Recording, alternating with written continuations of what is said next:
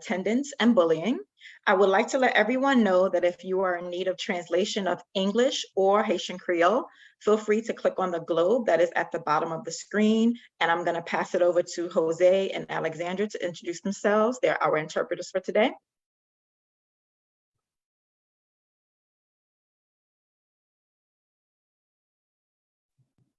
Alexandra, can't hear you. Unmute yourself.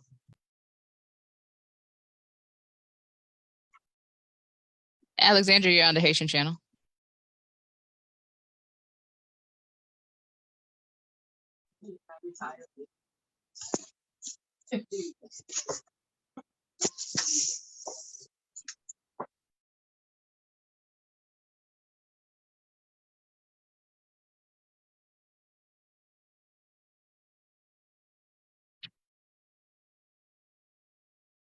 You should.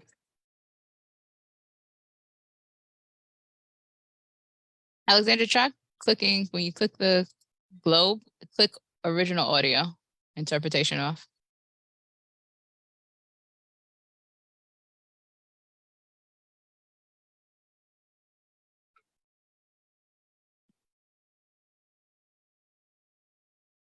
Nope, fix your mic. I'm still not hearing you.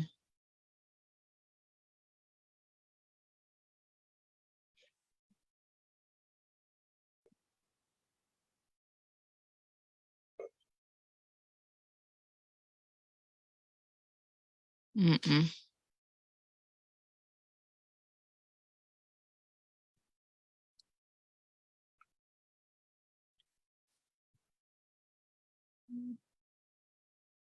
Nope, still no. Oh, wait. There you go. Okay.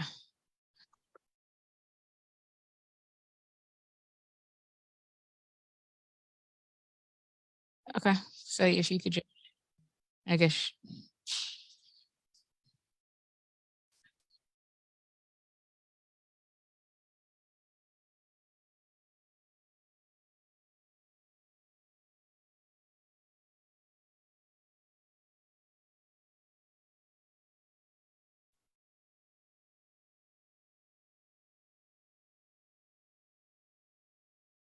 Say something again, Alexandra.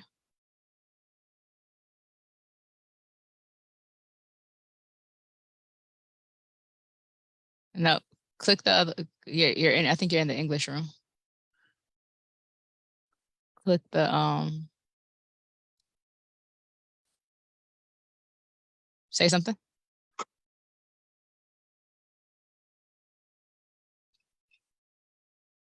Okay, Alexandra, just go to the Haitian room and we'll keep our fingers crossed for the best.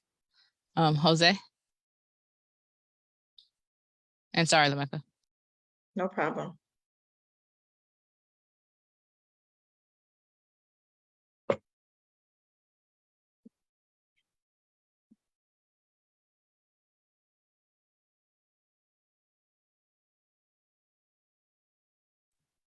Jose, are you here? Are you speaking? Because we can't hear you. If you could come back to the original room to tell everybody to click.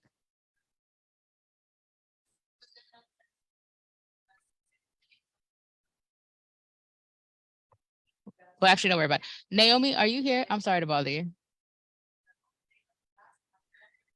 Yes, hi, good morning.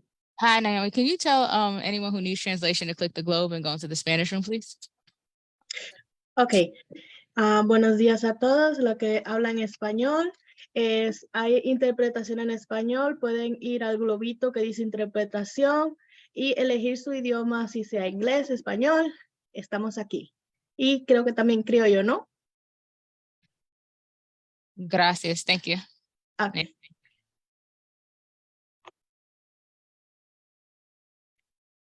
Okay, should we continue, Jennifer? Okay, great. So welcome again, everyone. My name is Lameka Holmes. I'm the director of the East Flatbush Community Partnership, and you are with us today for our January Education Forum. The topic again for today is education and bullying. I'm going to pause here and pass it over to Jennifer so she can introduce herself. She is my co-host for today, and then I will share the rundown for our program. Hi, good morning, everyone, and thank you for joining us. As Lameka said, I'm Jennifer. I'm the director of the Jamaica Community Partnership. Here with Lameka, the director of the East Flatbush Community Partnership, and our teams are on. You can spot anyone from the Jamaica Community Partnership. Most of us have our camera on and our backgrounds up. And so just make it a little fun. Shout out in the chat the partnership you heard about this from. Thank you. Back to you, Lameka. Thank you, Jennifer. So we have two presenters today that are from the Department of Education. We have Carrie Sierra, and we also have Brendan Lang. Carrie is going to be speaking about attendance, and Brendan is going to be speaking about bullying. Our program will run until 12 or 12:15, depending on how Q&A go. We will leave time for questions at the end, but as our presenters are speaking, feel free to put your questions in the chat, and we'll make sure that we address them at the end. So with that said, I'm going to pass it over to our first presenter, Carrie. Hi, everyone. I'm just going to share my screen quickly.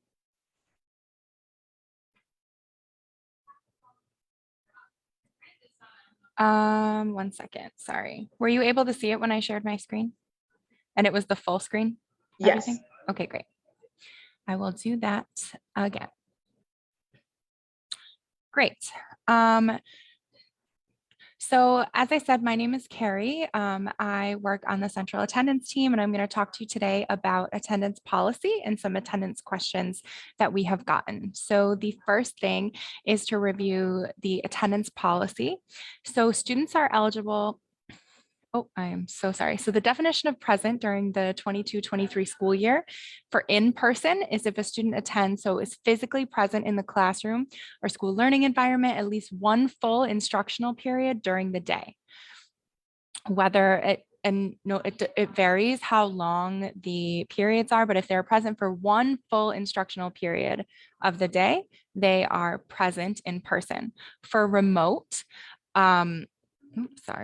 For remote, the student attends or is present for synchronous or asynchronous instruction for the equivalent of at least one full instructional period during the scheduled program day. So those are the definitions of present for this school year. Students are eligible to attend remotely and be marked present or absent using codes 65 and 35 respectively in the following scenarios. So this is if you are participating in virtual or hybrid instruction through approved DOE virtual learning experiences, such as a School Without Walls, virtual learning classrooms, and virtual academy. If students are enrolled in medically necessary instruction, which is a program for students with chronic illness, and are isolating for 2 or more days due to a positive COVID-19 test result, or are participating remotely during full building emergencies and related closures like snow days. You may hear a lot of folks talking about chronic absenteeism, and so we wanted to make sure that we went through what chronic absenteeism is. So chronic absenteeism is missing at least 10% of the school year, or it can be as little as 2 days per month for any reason. These are excused or unexcused absences. And the reason that we are emphasizing chronic absenteeism is because it can be a powerful predictor of lower academic achievements or students being disconnected from school and dropping out. So chronic absenteeism is something that you may hear a lot about. And chronic absence is missed easily if you only look at consecutive days of attendance. So if we are just thinking about missing a week at a time or missing 2 days here and there, if we are not looking at days throughout the months that folks could be missing school, then it's easy to miss chronic absence. And chronic absence is when you are missing instructional time. So it's really important that we're paying attention to that. There are many barriers to attendance, and nationwide, we look at 4 barriers, 4 groups of barriers. So there's barriers like chronic illness, family responsibilities, trauma, transportation. I know that that has been a big one this year, housing and food insecurity, system involvement, lack of predictable schedules, and those are more systemic barriers, things that we can provide resources for and support with. There's aversion, so that is when students are having social and peer challenges, bullying, unwelcome school climate, anxiety. That's something that we're going to talk about in a few minutes. Disengagement, so lack of enrichment opportunities, failure to earn credits, And then misconceptions, that absences are only a problem if they are unexcused, that absences only matter in lower grades. So sometimes there is a perception that if students are absent in the lower grades, it will not have as much of an impact, when in reality, those lower grades are when students are exposed to foundational education skills and learning. And so it is important that they are there as well. Some folks have been asking questions about what home instruction is. So home instruction schools is an interim program, and it provides educational services to students who cannot be accommodated in a regular school facility because of medical or physical condition or severe emotional, psychological, or behavioral disability. A licensed New York City Department of Education teacher provides instruction in the home to students who are approved for home instruction services. For instruction that's provided in the student's home, an adult chaperone must be present throughout all home instruction sessions. And if a chaperone is not available, it can take place in a library near the child's home.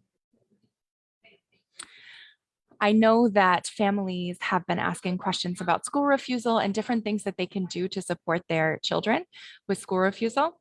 And so school refusal is something that has been exacerbated during the pandemic, but it gave rise to student mental health crisis, and it's been leading to a lot of social anxiety and school refusal. We've been seeing it a lot, and I know that parents have been seeing it a lot as well. And so what families can do to help with school refusal is to validate your child's concerns and take time to listen to why they may not feel comfortable in school. Connect to mental health services. If social anxiety is severe, you can reach out to the school, who can connect you with the school social worker or guidance counselor or support. In that instance, maintain a connection with the school through the principal, parent coordinator, teacher, or another trusted staff member, whoever you feel comfortable speaking with at the school. Please stay connected with them if you or your child is experiencing this, so that they can support you. And celebrate small successes. We all know that everything is very difficult right now, and students are having anxiety. And if they are experiencing this, it's really important that we celebrate small successes. If they were only able to come to school 4 days a week last week, and this week they came 3 days a week, do we want them there every day? Absolutely. But we need to celebrate that they came for 3 days a week. We need to make sure that we're acknowledging that they are putting in effort and that we see that and we want to help them. So celebrating small successes is key. And what schools can do to help with school refusal is to identify staff in the school that the student can speak with if they're feeling too overwhelmed. And that's why partnering with the school is so important, and having these conversations with them. Create lunch groups. Feeling isolated is a lot of reasons why students refuse to go to school.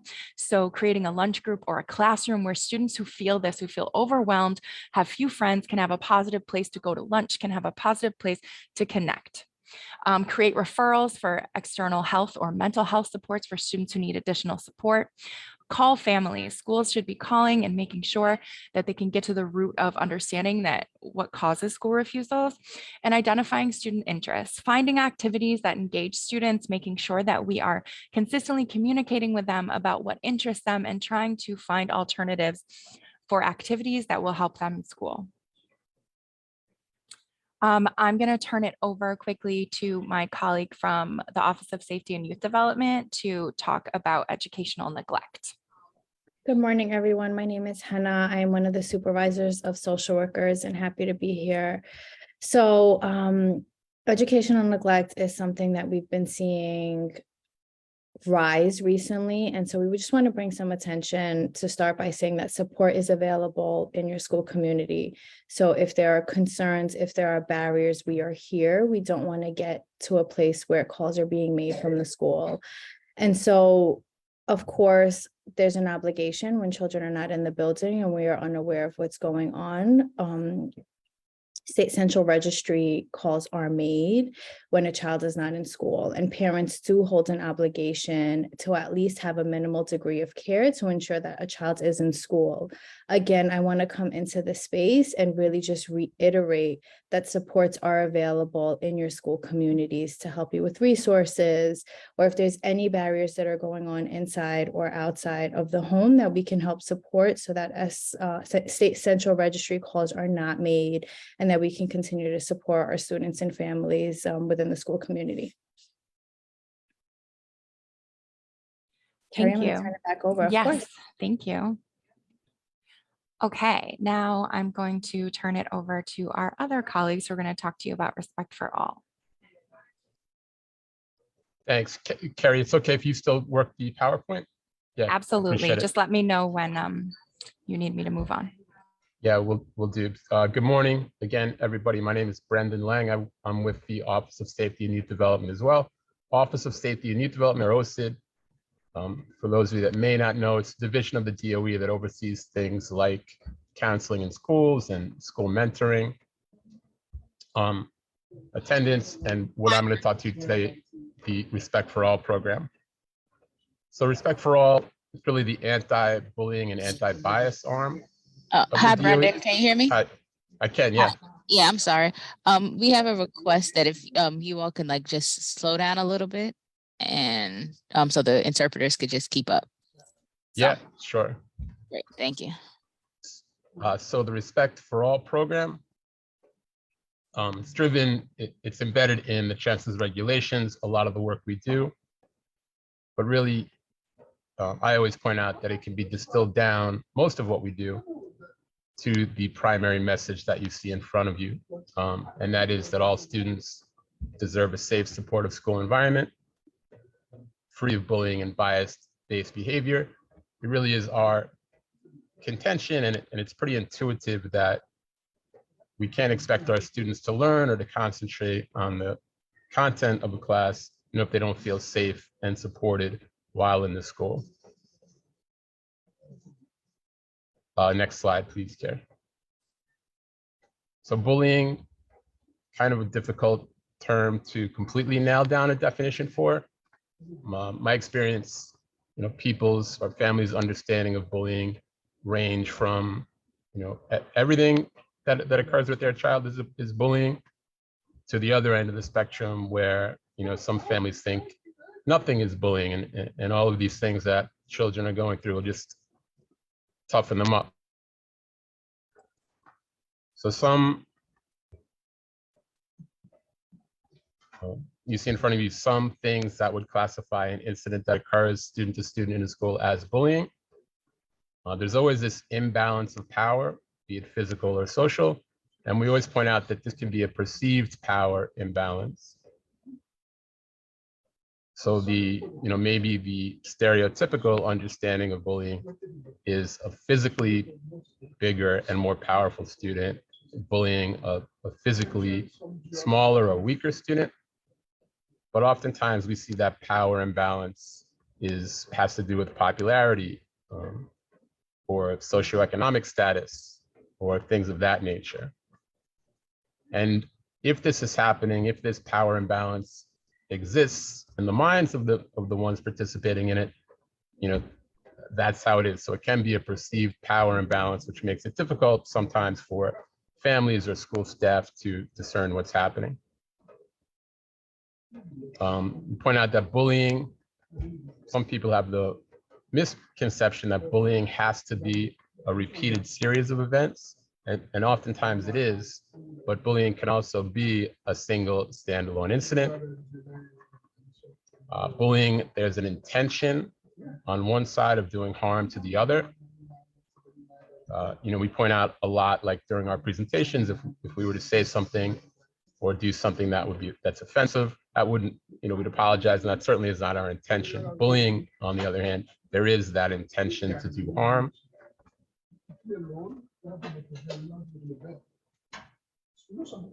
And it's on purpose and aggressive.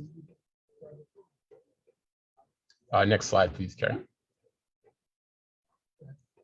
And again, just a reminder that power imbalance, I know, any of you that are maybe as old as I am, and the Hollywood presentation of bullying is a physically stronger student, maybe taking the lunch money of a physically smaller or weaker student, but that power balance doesn't have to be physical. It can be, I remember when I was a kid, it was mostly popularity.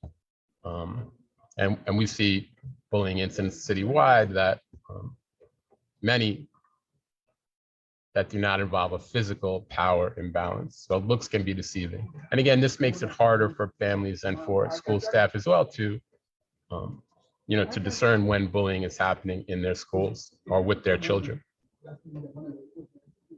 Next slide, please. So some examples of banned behaviors. This is called from the discipline code, and it's certainly not exhaustive, but you see some examples here: physical violence, stalking, written material, either online or in person, making derogatory statements or using language intended to humiliate or harass other students based on these protected classes. Those protected classes, by the way, on bullet point number 4, are the ones laid out by DASA, by the New York State Ed Department. Verbal or physical threatening, seeking to coerce or compel a student to do something, hazing, taunting, and also isolation and exclusion. Next slide, please, Jerry.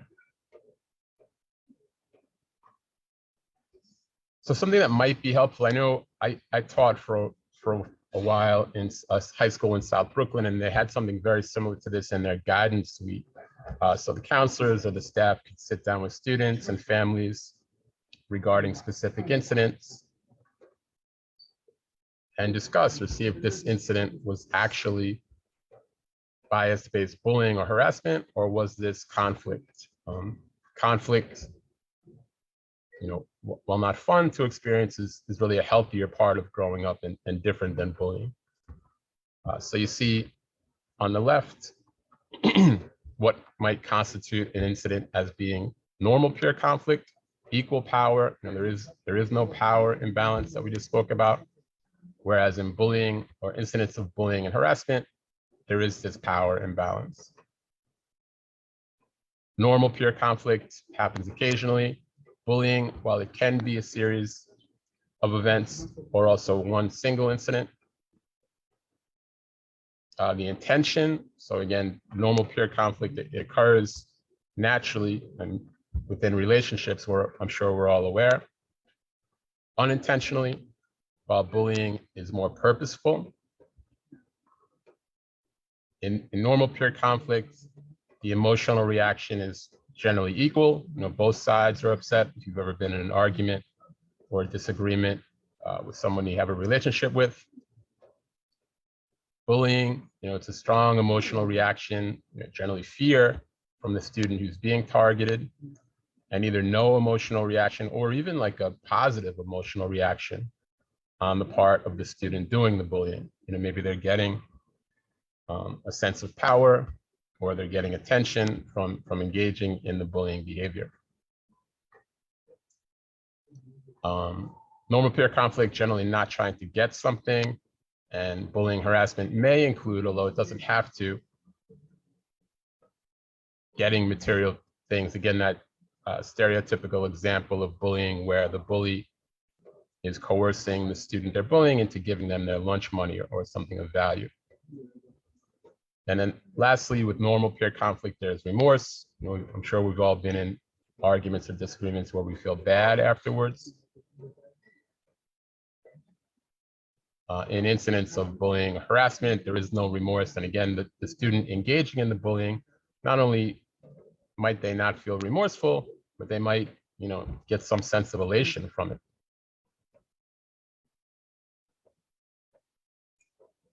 Next slide, please.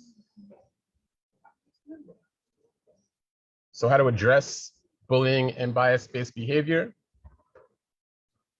Each school is expected to provide a nurturing school culture that promotes positive personal and intergroup relations. This is part of how schools are judged or rated, for lack of a better word, by Central. A school culture and climate that promotes positive personal and intergroup relations and respect for diversity among students and between students and staff.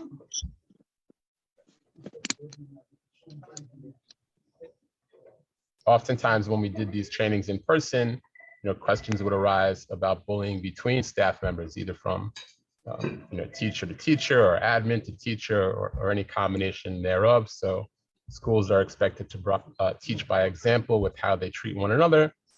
You know, we know our students and our children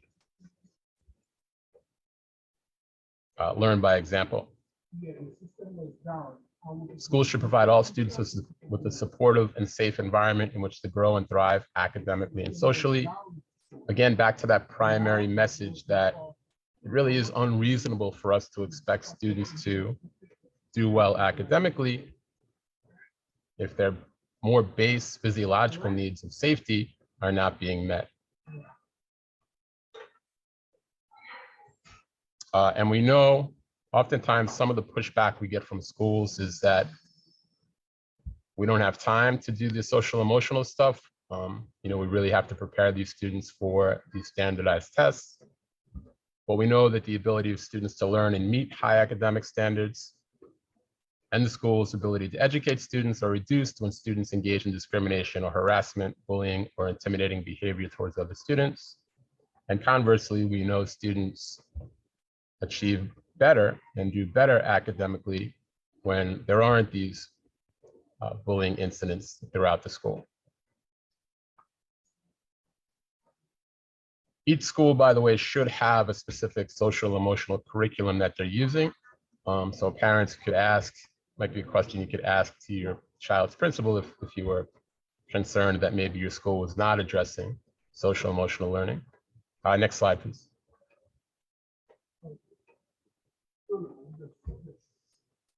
So several ways that parents or other students or staff or any concerned person might report bullying.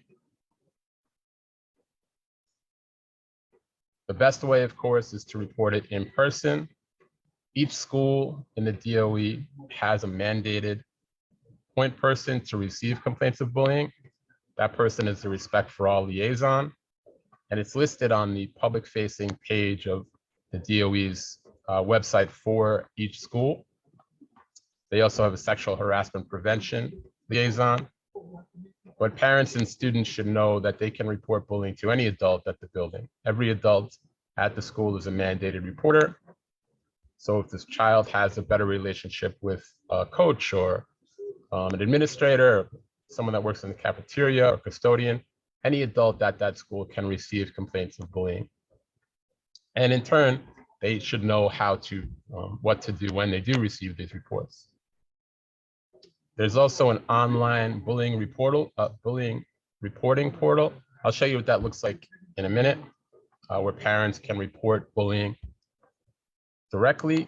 Once a report is submitted through this platform, by the way, an ORS report, ORS, the online occurrence reporting system, is just a big database that the DOE uses pretty much to capture everything that happens in schools.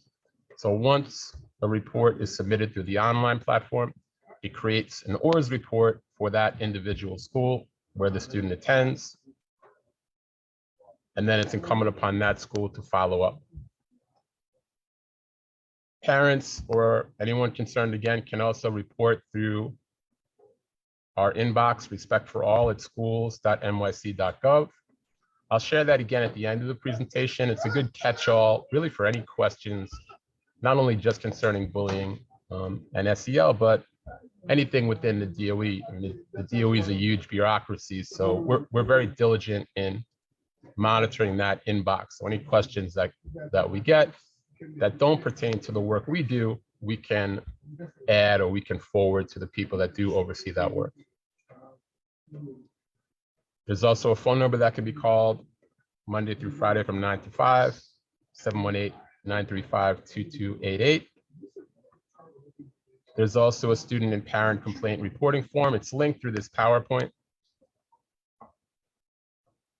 And then any incidents that involve sexual or gender-based harassment can also loop in the Title IX coordinator at the email there, title9inquiries@schools.nyc.gov. When we receive reports, oftentimes these incidents might include some aspects of bullying that's not gender related and others that are. So we work in tandem with the Title IX coordinators throughout the city. And then just lastly, a note, I mentioned ORS. ORS is the online occurrence reporting system. This huge database that the DOE uses to capture what happens in schools on a daily basis. If your child is involved in an incident at the school, they're entitled to know the ORS number. Each of these ORS reports has a specific identifying number. And any ORS report involving your child, you're entitled to not only the number of the report, but the information that's contained in the report. It's a good way to signal to the school that you're an informed parent. And when you ask for that ORS number, just be advised that should you receive an ORS report concerning your child, the school will redact that report to take out any information involving other students involved. Sometimes, in my experience, parents want to know if their child is being bullied or targeted. They want to know what's happening to the other students that were bullying them, and that's not information that they're entitled to. So, per FERPA, federal law, schools can't give out information involving any of the other students involved, just that parent's child. Next slide, please, Kay. So this is what that online portal looks like. I know it's pretty verbose looking at it now, but it's we really tried our best to make it as user-friendly as possible. You could also click on any of the regs below that detail schools' responsibilities around receiving these reports, as well as the discipline code and an FAQ. This too is also linked in the PowerPoint. Next slide, please.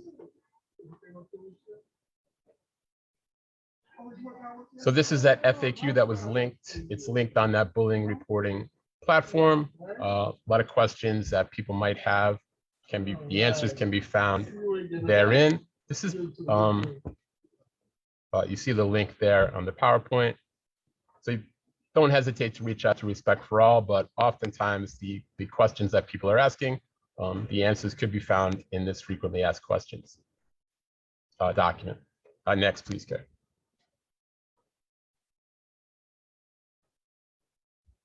This is what that student and parent complaining form looks like. Again, pretty user-friendly.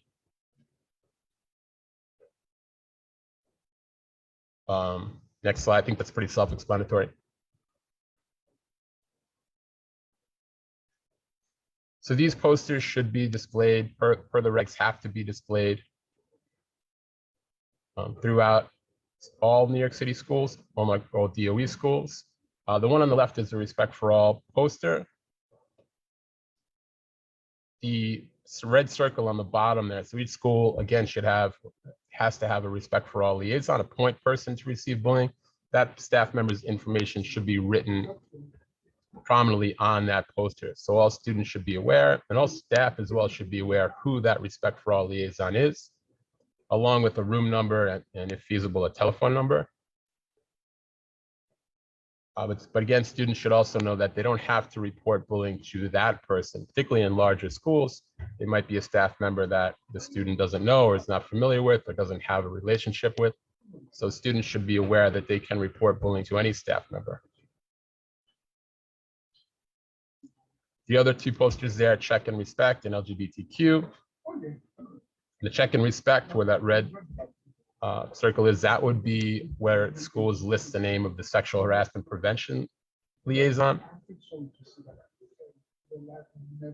And so too with the LGBTQ poster. Any school-based staff, by the way, these posters were all delivered as of a couple of months ago. Any school-based staff that might be on the call that need additional posters, you could also email us at respectforall at schools.nyc.gov. Next slide, please. So all these ways to report bullying and harassment, what happens after a report is made. This is per Chancellor's regulations. So all schools, it's incumbent upon all schools to follow these protocols. Principal or their designee must advise the parent of the alleged victim and the accused student when a report is received. Such notification must be made immediately, but no later than 2 school days following receipt of the report by the principal or the designee.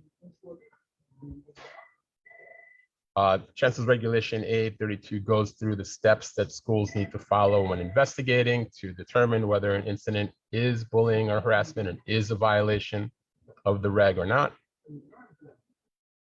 At the conclusion of the investigation, the principal or the designee must enter the following information into ORS: the findings, the determination of whether the allegations have been substantiated, the determination of whether the conduct constitutes a violation of the regulation. And there's a time frame on this too, within 10 school days of the receipt of the report. So 5 days to investigate, an additional 5 days to enter into ORS. Next, please.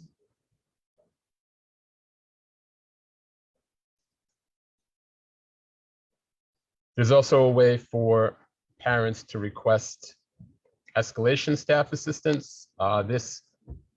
Say your child is being targeted or being bullied at the school, you've reported it, but you don't think the school is doing enough to support your child. That's when this staff escalation form could be used. This loops in members from the superintendent's team, the student service manager, the executive director of student supports, and the family support coordinator. So this too is linked in the PowerPoint. In my experience, sometimes this escalation is used in cases where parents, what I referred to earlier, parents want to find out what's happening with the other students involved. You know, if my child is being bullied, I want the kids who are bullying him to be suspended. So that, again, that's federal law, that's FERPA. So when schools don't divulge that information, really that's not on the school, that their hands are tied with FERPA. So that I've seen that happen fairly often, where that's the issue. Parents want to find out what's happening to the student that bullied my child, and that's not information that they're entitled to. There's also, just to point out, it's not in the PowerPoint, but students can be transferred. So if a child is being targeted or being bullied at their school, if they go to a family welcome center, you know, with the parent and tell them at the family welcome center that they're being bullied or that they're being targeted at the school, they will receive a safety transfer. I know sometimes the pushback on that is that it's not fair. If my child really loves the school that they attend, it's not fair that they would have to transfer if they're being bullied, but that was the best we could do there. We couldn't forcibly transfer students who were accused of being bullies. Next page, please.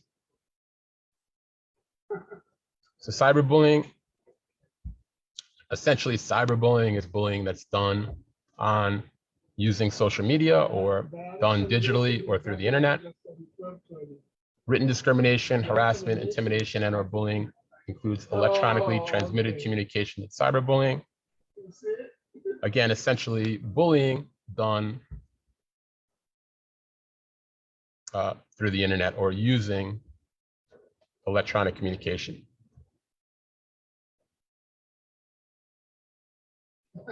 Next, please. So some suggestions for families around social media. A colleague of mine always points out that these social media platforms and tech in general, you know, is not bad or it's not evil. It's just how it's used. So suggestion: keep computers in shared areas of the household, you know, when possible. Restrict usage of the internet to certain hours of the day. This became probably more problematic for a lot of people during COVID and remote learning. Bear in mind that cell phones may have Wi-Fi access, and students are, you know, ingenious in finding ways to connect to the internet, even when maybe their parents think it's impossible.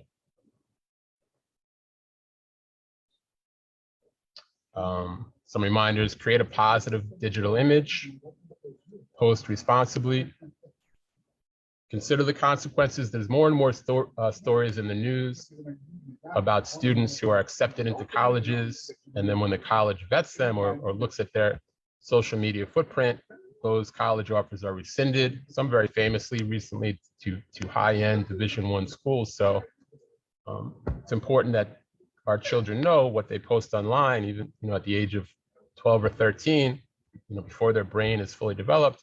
That is something that might come back to haunt them later on in life. And of course, to take threats of cyber bullying seriously. Next, please. So there are ways to remove offensive posts. You could reach out to us at Respect for All at schools.nyc.gov. We could assist in that, but really we'd be working through these same links here that you could, or that a parent could access directly in terms of asking these sites to take them down. By all accounts, one similarity in all of these social media platforms is they tend to be reluctant to take something down. But these links go to the arm of those social media outlets that are, that's what they're designed to help with. Next slide, please. And then again, Respect for All at schools.nycd.gov. Not only is this an inbox to report allegations or incidents of bullying, but really any questions that maybe we don't clear up today or going forward, please make a note of this inbox. We really do monitor it very diligently. And I know as a parent myself, even as an employee, the bureaucracy of the DOE is so vast and so big, oftentimes it's difficult to know who do I contact regarding a specific question. So any questions you have that maybe don't even pertain to bullying, feel free to shoot us an email at Respect for All, and we can get that email or that question to the people who would be charged with answering it.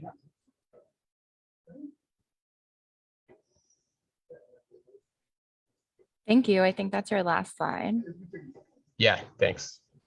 So I apologize because I went through some of my slides very quickly. I think I had too much coffee today. I will go back through a few of them so that folks can see them. It's a lesson for me, so thank you for your patience. Let me just go back to those slides. I'm going to review the slide on chronic absenteeism and barriers to attendance, and one on school refusal.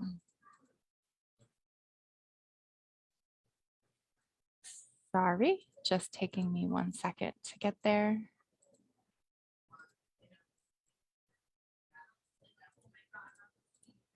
Great. So chronic absenteeism is missing at least 10% of the school year, whether it is excused or unexcused, and it can be from missing as little as 2 days per month. So I know that that seems like only a little bit of missing school, but you can quickly add up days, and being chronically absent is missing 10% of all the school days.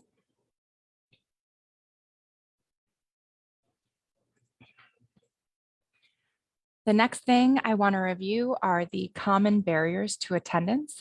There are so many different reasons that students miss school, and these barriers can be broken down into 4 categories. So there are barriers, aversion, disengagement, and misconceptions.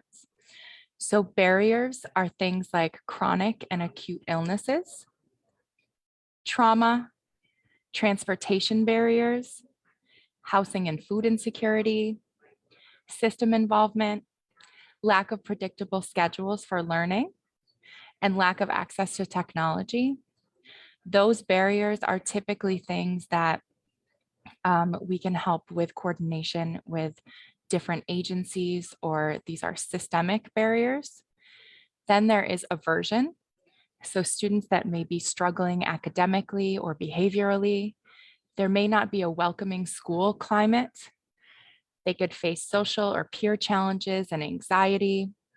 They're biased disciplinary and suspension practices. They may need a disability accommodation that they are not getting, or parents could have had negative educational experiences. There's disengagement, so they don't feel that they have a meaningful relationship to adults in the school. There may not be enrichment opportunities that interest them. There could be a failure to earn credits, so those students that are overage and undercredited, or they could be working instead of being in school. There are also misconceptions. Absences are only a problem if they're unexcused. Sporadic absences aren't a problem. Attendance only matters in the older grades. Suspensions don't count as absence. And finally, school refusal. So the pandemic has given a rise to something called school refusal. I know that parents, students, and families are experiencing this, and it is a mental health crisis that leads to widespread social anxiety and students refusing to attend school. There are some things that families can do to help, and there are things that schools can do to help with this. The first is validate your children's concerns and take time to listen to the reasons why they may not feel comfortable at school. Connect with mental health services at the school. If social anxiety is severe, you can connect with the social worker, school guidance counselor, or community organizations that have mental health programs. Maintain a connection with the child's school. This is so important. If your child is refusing to go to school, or there are barriers like the ones we've described here, please connect with your school. Connect with a trusted school staff member that you have a relationship with or that you feel comfortable speaking with, to speak with them about what's going on and celebrate small successes. We want to make sure that no matter how big or how small the success is, we are celebrating that because it's important. If a child is missing 4 days of school consistently in a row and they get it down to 3 days, we need to celebrate that. We want them there every day, absolutely, but they're doing the best that they can right now, and we are celebrating the growth that they have made. So those are the slides that I went back over, so I'm gonna end it there.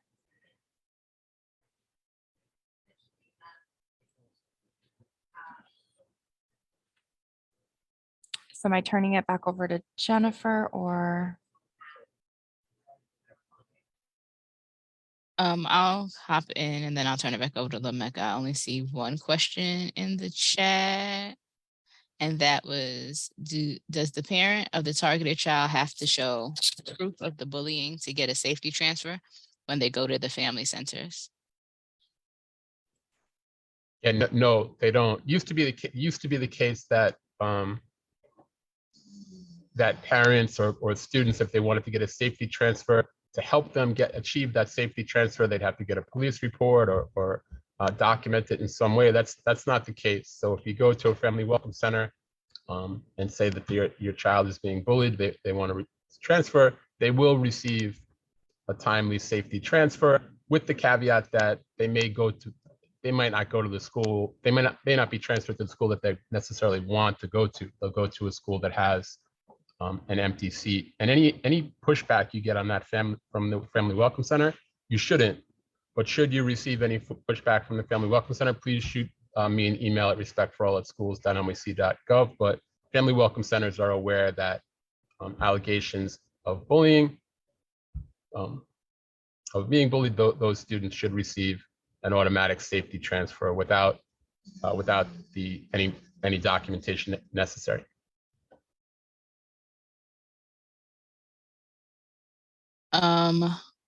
So I'm just going to put Naomi or Dan, if you're on, there's a question in Spanish. After I read Shabana's question, I'm going to need you all to read that in English. But from Shabana, does the parent of the student being bullied, and is the parent of the student being bullied informed of the result of the bullying investigation?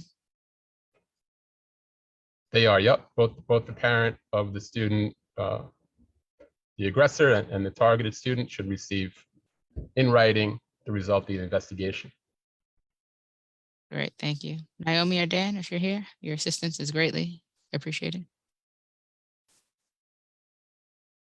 Or Shelly? Shelly, do you speak Spanish?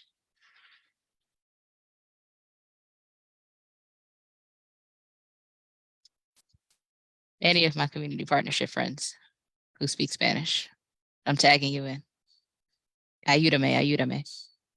Sorry, I was having problems with my my mute. Yes, I do speak Spanish. So Oh, great. There's a question from Karen in the chat. I don't know if you can see it. let me see. Okay, cuando están estudiando falta en la escuela, si ese problema es so the question is when the child is missing school because of an illness and there's problem with illness, do papers go to the doctor to get filled out so they can go back to the school because there might be some concern of the child missing school because of illness? So thank you. It's just really important that you're communicating with the school when situations like this are happening. You should get a doctor's note and give it to the school, or just communicate what's going on with the illness. You should talk to either the principal, a teacher, whoever your contact is at the school, a trusted adult, and provide them with that information so that they can help you make sure that the student is prepared when they come back to school. Great, thank you. And then what is the timeline of the bullying investigation? So schools have 2 days to enter the allegation or the incident into ORS from when they 2 school days from when they receive it. So if they receive it, virtually or online on a Saturday, it would be 2 days starting that Monday. And then from there, it's 10 days, 5 days to investigate and 5 days to enter the results of the investigation, as well as any supports put into place for either student, either the aggressor or the targeted students into ORS. So really 10 days if you're looking for the final result of the investigation. Great, thank you. And then thank you, Lameka, for pointing those questions out. Brendan, did you say social and emotional learning is required in all schools? I don't know that it's a hard requirement, but I know that the DOE did offer for elementary schools that did not already have a specific SEL curriculum. Sanford had a rollout a couple of years ago, right before COVID, of Sanford and Harmony has a great SEL curriculum that schools were encouraged to take or to use. And there is, like, the schools, every year schools fill in what they call a consolidated plan, to note how they're going to deal with certain things for the school year. And there is part of that consolidated plan does ask the school to submit what SEL curriculum are they using, but I think it falls short of being a hard requirement. Great, thank you. And then if absenteeism is related to aversion or disengagement or misconception, how does the school or DOE address? That's the first part. Okay, so for things like that, we work really closely with schools to make sure they have support for these things. And so, for example, if we're looking at aversion, we're working on creating welcoming school environments, making sure that students are connected to mental health resources if they're experiencing anxiety, making sure that we are building positive relationships with students and families, and really listening to what the barriers are so that we can make adjustments. As far as disengagement and misconceptions go, for having meaningful relationships to adults in the school, we are encouraging schools to start success mentor programs where mentors who work in the school, whether they be teachers or school safety agents or school aides, principals, community program partners, these mentors make sure that they check in with students every day and they continue to work with them to break down barriers to attendance. We make sure that we really encourage schools and provide training and support to schools on building that relationship, the positive relationship between students and families, and encourage them to have consistent conversations about the benefits of regular attendance and really change any misconceptions that might be there. Great. And then the last part was like, where should families go for support? So families should go to their school. They can connect with their parent coordinator. They can connect with the guidance counselor, social worker. They should connect with whoever they feel most comfortable going to at the school so that they can have those conversations with them. Thank you. And then Angus Cuffey. Yes, hi. Thank you. Good afternoon now, actually. Everyone, my name is Angus Cuffey. I'm a child protective specialist with New York City Administration for Children's Services. Working in the field, I found that we receive a lot of educational neglect cases with respects to attendance concern. Many moons ago, I was actually in a specialized unit, educational neglect, where we understood the policy at that time was 10 consecutive days. That's where a report would be made to the state if there was no contact, successful contact with the family, to find out what's going on with the student, and or 20 aggregate days. Now I'm seeing that there is a policy change with respects to the student being marked present, where it says basically that if the student is present physically for one full classroom instruction, that they're marked present. However, I guess my question would be, now we have children that sometimes they arrive to school late, and some schools, they have like a late log that the child has to sign, and then, you know, with respects to the attendance officer or the attendance teacher, they have to input that information. And most often than not, sometimes that doesn't actually happen. Is there a mechanism in place with respects to how they are ensuring that the teachers and the staff are aware of this change and are accurately recording the children's attendance to avoid, or should I say avert, many of these reports being called in, unfortunately, when it's not necessary?